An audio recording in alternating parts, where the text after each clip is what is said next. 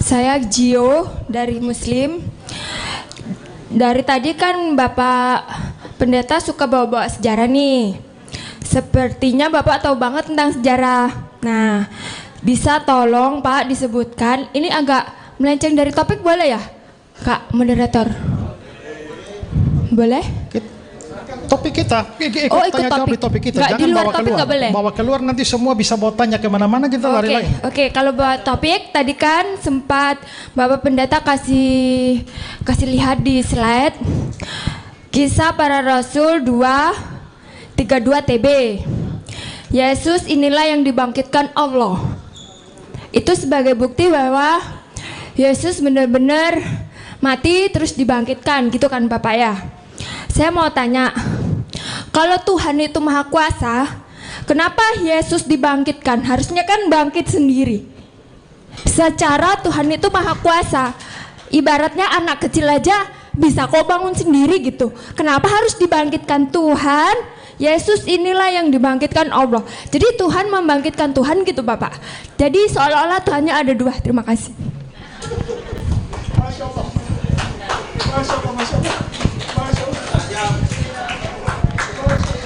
Ya,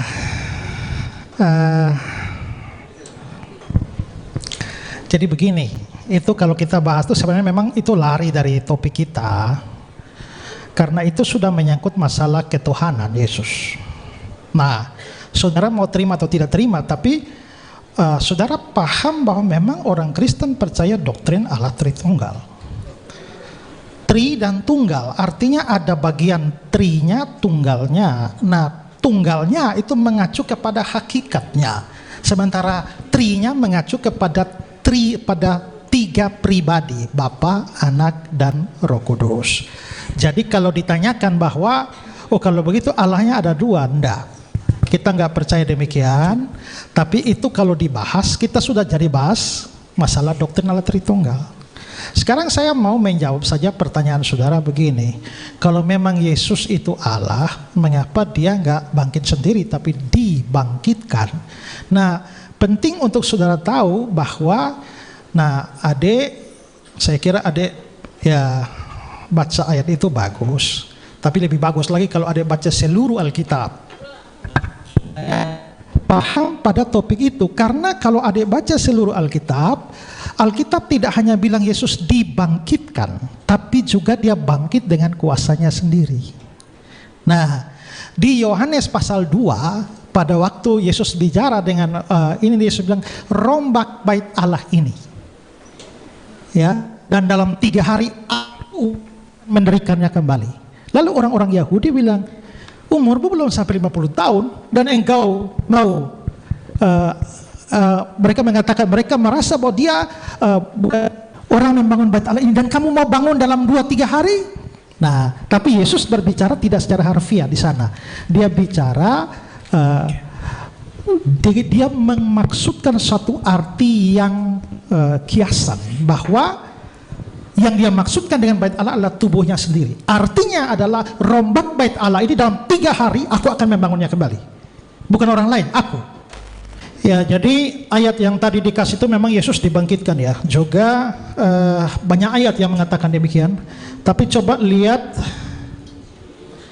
Yohanes pasal 10. Mulai ayat yang ke-17 ya. 17, 18. Yohanes 10, 17, 18. Bapa mengasihi aku, oleh karena aku memberikan nyawaku, memberi nyawa ini artinya mati kan, untuk menerimanya kembali. Tidak seorang pun mengambilnya, mengambil nyawa daripadaku, melainkan aku memberikannya menurut kehendakku sendiri. Aku berkuasa memberikannya, itu memberikan nyawa, dan berkuasa mengambilnya kembali. Jadi Yesus menyatakan bahwa berkuasa mengambil nyawanya kembali. Ini menunjukkan Yesus memang bangkit dengan kuasanya sendiri. Lalu Roma 1 ayat 4. Roma 1 ayat yang keempat. Dan menurut Roh Kekudusan dinyatakan oleh kebangkitannya dari antara orang mati bahwa Dia adalah Allah yang berkuasa, Yesus Kristus Tuhan kita. Menurut Roh Kekudusan itu mengacu kepada Roh Kudus. Kalau begitu ada ayat-ayat yang menyatakan Yesus dibangkitkan oleh Bapa. Ada ayat-ayat yang mengatakan Yesus bangkit sendiri dengan kuasanya. Dan ada ayat-ayat yang mengatakan bahwa Yesus dibangkitkan oleh Roh. Kesimpulannya apa? Kebangkitan Yesus itu adalah hasil pekerjaan bersama dari pribadi-pribadi Tritunggal. Gitu.